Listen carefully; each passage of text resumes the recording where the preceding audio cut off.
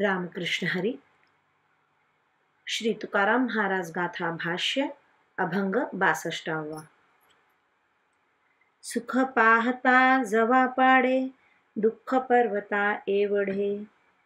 धरी धरी आठवण, मानी संतांचे वचन. नेले रात्रीने ते अर्धे, बाळपण जरा व्याधे. तुका म्हणे पुढा, घाणा जुंती जसी मूढा. विचार करून पाहिले असता संसारात जवा एवढे थोडे सुख आहे आणि दुःख मात्र पर्वता एवढे मोठे आहे. याची सदैव आठवण ठेव व याविषयी संतांची वचने प्रमाण मान.